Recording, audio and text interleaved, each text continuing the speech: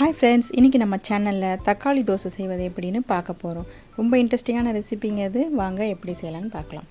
First ஒரு 2 பெரிய size தக்காளி இந்த மாதிரி கழுவிட்டு கட் பண்ணி வச்சுட்டு மிக்ஸி ஜாரில் மாற்றிக்கோங்க.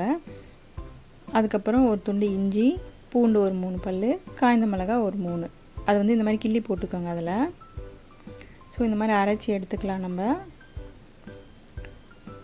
அதுக்கப்புறம் ஒரு பவுலில் இதை மாற்றிக்கோங்க, அந்த தக்காளி விழுதை மாற்றிக்கோங்க.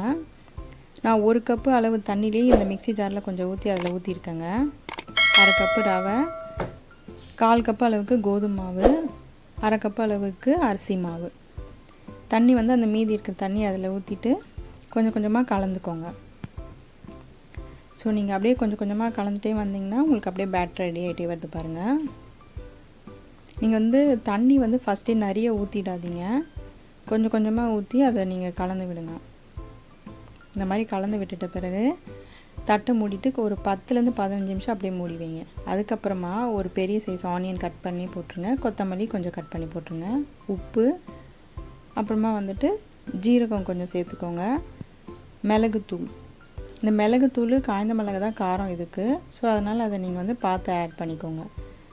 இப்போ நல்லா கலந்து வச்சாச்சு, நம்ம மாவு ரெடி ஆகிடுச்சு. அடுப்பில் தோசை தவா வச்சுட்டு, எப்போவுமே நீங்கள் யூஸ்வலாக வச்சுருப்பீங்க இல்லையா ஒரு துணி மாதிரி இந்த தோசை தவாவை தேய்க்கிறதுக்கு. ஸோ அதை தேய்ச்சிட்டு அதுக்கப்புறமா அந்த மாவை அதில் ஊற்றிடுங்க. மீடியமில் வச்சுக்கோங்க தோசை ஊற்றும் போது.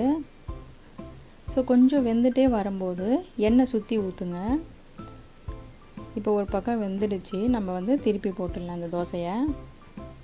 இங்கே பாருங்கள், சூப்பராக இருக்குது, ரொம்ப இன்ட்ரெஸ்டிங்காக இருக்குங்க இது. சூப்பரான தக்காளி தோசை ரெடி.